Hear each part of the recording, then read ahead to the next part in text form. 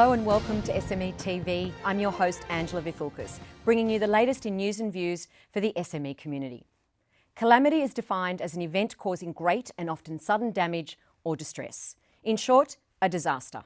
Very few people in the world would be unaware of the global pandemic we are enveloped in, unless you live in a cave on a mountain without a phone or Wi-Fi and no one's seen you for years. Outside of that, you know where we are, in the middle of a global economic and health crisis. Please remember, by subscribing to our YouTube channel, you're showing your support not just for us, but for all SMEs. And we encourage you to comment and share SMETV. Our guest today is all about Calamity. Well, sort of. He's also about managing risk. He's the CEO of Calamity, Daniel Lewkovitz. Welcome, Daniel. Hi, Angela. Did you like that? I loved it. Great intro. I compared you to a disaster. Thank you. I've been called worse. But you manage disasters. Yeah, that's basically what we do. I mean, Calamity is a security and life safety business. Yep. And our job is to stop bad things happening before they happen. And that's the best practice. Or worst case, when the you-know-what hits the fan, we help clean up the mess and try and educate people to prevent that happening in the future. So your notes describe you as the first Australian company to combine physical and IT security. You look tall enough to be a bouncer, I assumed that. And you're also a security evangelist. Right. So is that a new religion? Look, it's funny. I had a really funny little job title years before they were trendy. And of course, now that everybody on LinkedIn describes themselves as a guru or a ninja or a Sherpa or something, just being a mere security evangelist isn't that cool. So I've probably just reverted to CEO. But, or boss? Yeah, exactly. But the reason someone once upon a time called me an evangelist is just because I get super passionate about what I do, and I get really upset when I see security failures. I get really upset when I see preventable crime, preventable risk and preventable loss. And so, I basically talk about it and I get very animated about it, which is how I ended up with that title. But looking at I suppose the convergence between IT and physical. So I'm seated, so it's not entirely clear, but yes, you're absolutely right. I'm a big guy.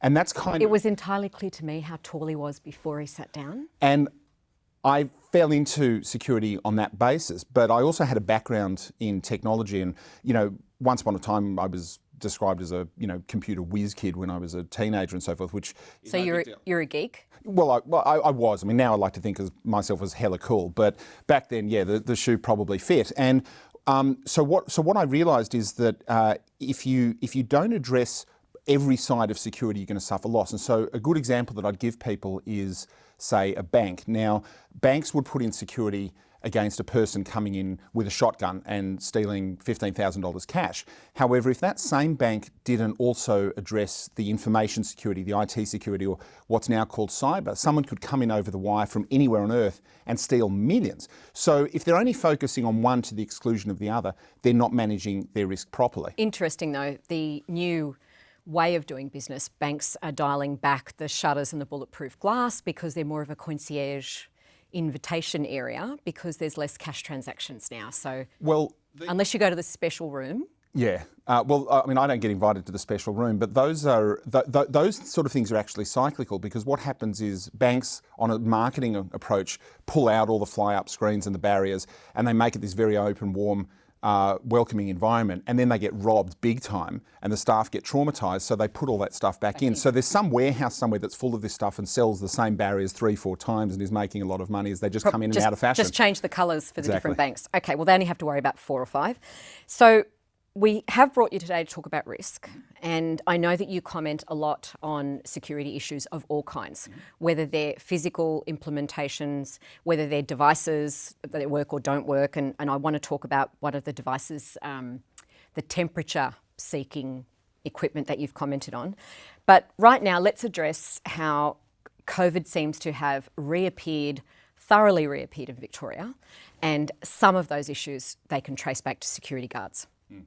So I know that you've been outspoken about that, and that those guards have been busy doing lots of other things, and none of it included actually guarding what they were supposed to do. But tell me, why do you think we've got this situation and the federal government didn't just call a national disaster and bring in the defence departments of all kinds and get them to manage the risk and the security, because they know how to deal with intense situations? Why did we leave it to politicians who have no idea? and simply make decisions based on will this be popular or not?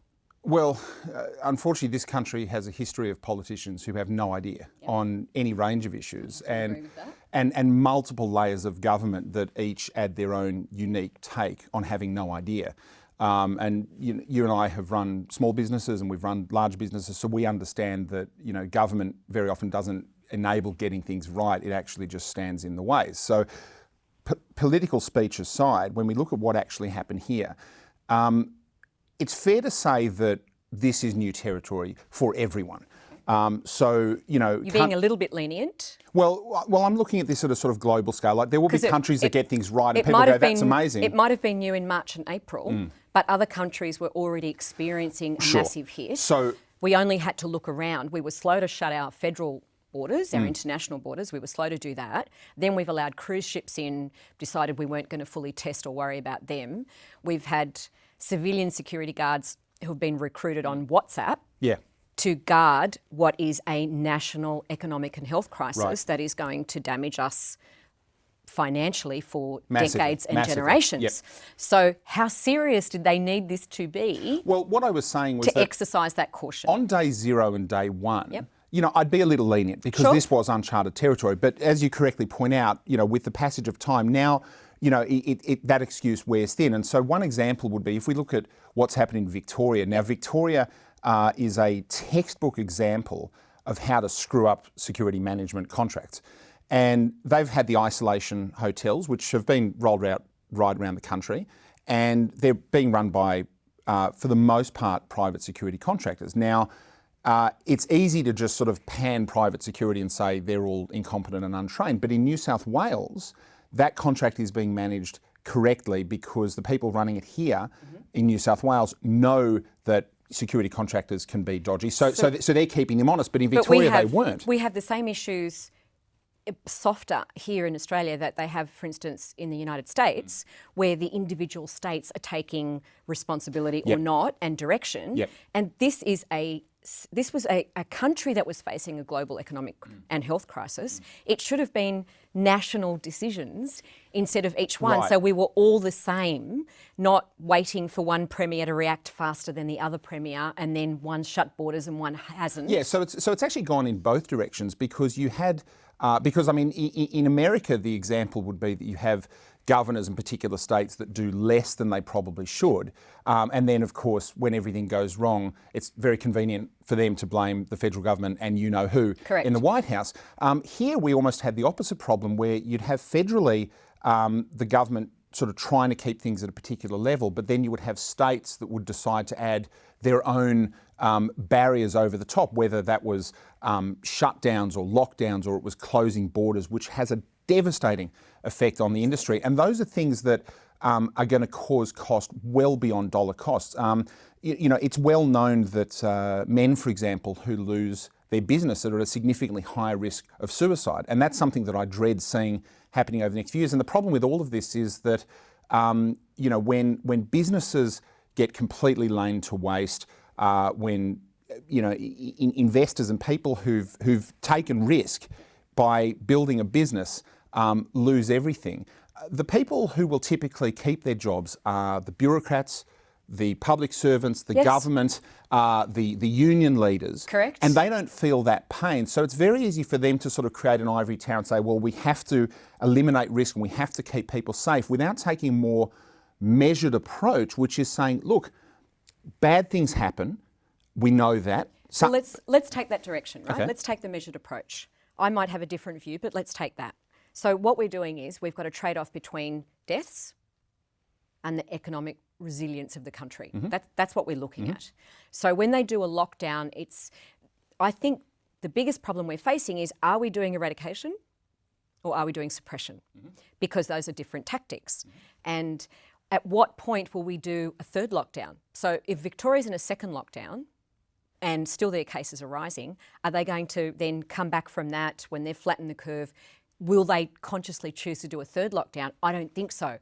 At that point, we are going to have to make economic decisions as opposed to just health. We're going to have to accept that there'll be an increase in infection and we'll have to accept that there will be some deaths. What we're not doing to show the confidence to our people, and that includes businesses, what we're not doing is we're not saying this is how we're going to handle it when it happens. We've lost control in the aged care sector. We can't bring that back in control. If we can't control it there, where they're reasonably isolated, then what chance do we have of explaining to people social distancing, which we're only 50-50 doing it. Some choose, some don't. That's probably generous, yeah. Right? You've got establishments, whether they're hospitality venues or other retail stores, also only doing it 50-50. You've got back end or the back rooms of any venues or businesses not actually understanding that those people that they are with all day also should be social distancing. You've got public transport issues, all of these things that they're pretending are not related. There's no project manager here. For some reason, there is no project manager saying, these are all the moving parts. We have to bring them together in order to have a strategy to fight this for the long term. People keep telling us this new norm. There's no new norm yet because we're not dealing with it. That would be the new norm when we've dealt with it. So we're going to have to make those decisions. The economy, more infections and death. And it's not easy. And I don't want to be making that decision. Right, and I think that's one of the problems. If you look at, say, in a medical capacity, so if you have surgeons have to do triage. Correct. Emergency first responders have to do triage. And everyone else has to do triage. Right. And we don't. One of the worst possible parts of triage is when you almost have to play God and decide this person cannot be saved, so you have to die. We're going to focus our energy and resources on this. And it's a terrible, terrible thing. But it's also an important thing. If you look back at, say, the history of... Because we have to come out of this. And life has to keep not going in some way. People need to work. Businesses need to keep going. Everything needs to function. Right. Schools, hospitals, universities, all of those things. Because the world can't stop. We can't be another episode of The Walking Dead. So one of the analogies that we sometimes use in risk management is looking at insufficient lifeboats on a large ship. Right. Now, Titanic is a good thing. It's a good example. Now, that would come with business preparedness, because we're going to run out of time, and I want to talk about being prepared and having a continuity plan. Yep. Right. So we want to mention that to everyone so that our business owners out there understand that you have to be ready and then you have to keep going. So, and also what we're going to do about reopening. And I don't know if we're going to have time, but the fact that there's going to be crime, an escalation of crime coming out of this, with people not earning money. They're not being, we all know that the stats grow with crime. Yep, and the growth in the shadow economy that comes with that. Of course it does. So let's look at that really quickly. So in order to be prepared, we used to have one version of it. Now it's about being prepared for lockdown. It's about being prepared for your staff not being there. It's about being prepared for, these are my overheads, I don't have any money coming in, what am I going to do? Right. So if I were looking at dealing with problems that can confront a business, or threats as we call them, one of the approaches in emergency management is what's called an all hazards approach. And what all hazards means is that if you prepare for the majority of things that are going to happen, it actually covers everything else. So I'll give you an example. Yeah. Most people never really thought about pandemic, and they never thought about the idea of working from home. However, if they previously included in their risk management, well, what happens if our building burns down, or what happens if there's some sort of insurrection and our street becomes inaccessible, or a gas main blows up, they would know how to return home. Now, I mean, I look at our business as an example. We did have pandemic in our risk plan because of, SARS and avian flu and swine flu and so forth previously. And, it was sitting on a shelf and we had a playbook. But because I have a security monitoring centre that sits 24 hours a day, and if we don't do that job, it's not an exaggeration to say people can die. We've put in a lot of effort making sure that we have that resilience. Well, you're in the unique position because that's your business. Okay, however... But the advantage is, of course, that you can share that knowledge. Right. So, but because we thought about this, when the pandemic hit and everybody started running around and, hand sanitizer was going for $300 a bottle on eBay, and, you couldn't get toilet paper without bashing someone for it. Yes. We did nothing. For us, it was business as usual, because once upon a time, we knew that the common flu or a cold could infect a few staff, and that can tear a hole in a 24-hour roster. So we had hand sanitizer years before it was trendy. We would encourage staff not to come to work if they were sick. And so we did all those things, which meant that our life was actually really easy because we'd sort of covered flu, which meant we were kind of covered for pandemics and things like that. And, we had a warehouse full of... Well, we have to take a different view now to when our people aren't well, they need to stay home. Yeah. To look after themselves so that they can be even better when they do come back to work. Well, in this country, people go to work when they're sick and they go to the beach and call in sick when they're healthy. And they put it on Facebook. So rookie mistake. What about reopening and preparing workspaces? Okay. I still don't think we're facing that.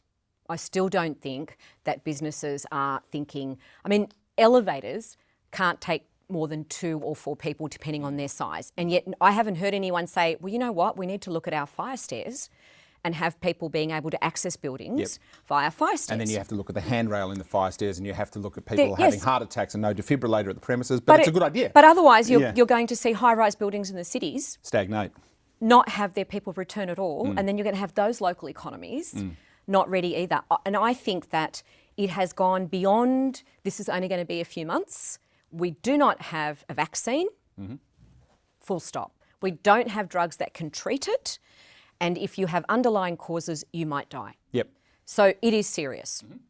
But we still need to keep things going. Because what I'm hearing, Daniel, is I'm hearing on this side going to lockdown, and on this side, no, lockdown destroys the economy. Okay. What's the acceptable risk somewhere in the middle? There must be a path we can travel that says, let's do all of these things, ready for it. And when there is a cluster or whatever, this is what we do. We go into lockdown around that area and we know how to deal with it. But even our app doesn't work. Yeah. I mean, so, look, there's a lot of good intentions We're out looking there. to government for guidance to run this. Intentions might have been in the beginning when they were selling the story, $4 million to build the app, $60 million to promote it, and it doesn't work. My personal view on this is that if you rely on the government to save you, you're going to die. I've always said to people... we don't want that. I've always said to people that, when you dial 000, how far away do you think the ambulance is? And they say, minutes. Now, my company calls 000 all the time, and I know that sometimes an ambulance or the police can be 15 minutes, half an hour, Correct. An hour away. As Americans say in support of the gun lobby, they say when seconds count, the police are only minutes away. But people sort of have this idea that help is only a call away. And as you become more of a nanny state, and we have, people become incredibly reliant on the government to save the day. And I think that's actually a big mistake. So people should not be waiting for the government to tell them this is what you must do. They should be doing their own research and thinking, all right, well, how can we trade through this? What are the things that we should be doing rather than waiting to be told? But we're not doing that well. No, we're not. We're not being told and we're not doing that well. Right. So I think it's great what you're saying, but we're relying on people who don't think it's going to happen to them. Well, one of the things that I see, everywhere you go now, you walk into shops and they've got these cute little footprints that have been stuck to the ground telling No one's following them. adults where to stand. Now, if you need to be told, you've either been sleeping in a cave for the last few years and not reading the media, or you're that stupid you probably can't read what's written on them. But they don't care. But everybody starts doing it because they don't think it's going to happen to them No. because they're not 90 years old with underlying health issues in an aged care facility. But the other thing is that businesses go, well, that business is doing it, gosh, I better do it as well. So these kind of, you have this, if you'll excuse the comparison, of viral spread of these sort of No pun ham-fisted, intended. of these ham-fisted ideas that everyone sort of starts doing it. And some of them are not that helpful. But I mean, one of the examples will be temperature checking. You're going to see a lot of venues and businesses that will check temperature. And I've seen some of these and they're ridiculous. You have a security guard or you have a school teacher who's standing outside a building where it's 7 degrees in the morning. This is Sydney, 3 degrees if you're in Canberra. The first time I started to process that was when I read an online article that you'd commented on how ineffective something like that is, because you might be hot, you might be running scorching from something. temperature, but it's 7 degrees. And the thing is, and I did a whole podcast about this. These sort of temperature fever detecting cameras is going to become a multi-billion-dollar industry that doesn't work. But what happens if people go, I've put this in, this is great, this works. And I'm going to have to wind you up, but that is the problem, is that we're not getting the full picture, we're not getting all the right information, we're we're not being told correct information on what to do and how to do it. We're left to our own devices, and then we're surprised that it doesn't work out. When we don't stand on the picture on the ground. Got to be smarter. Work it out. Thank you. To all our viewers and watchers out there, thank you very much for subscribing to SMETV. And if you haven't, you need to.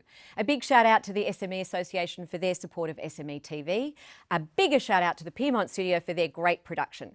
If you have any comments, questions, stories, you can send them straight to me. news@smea.org.au. And of course, we're across all the socials. Thank you.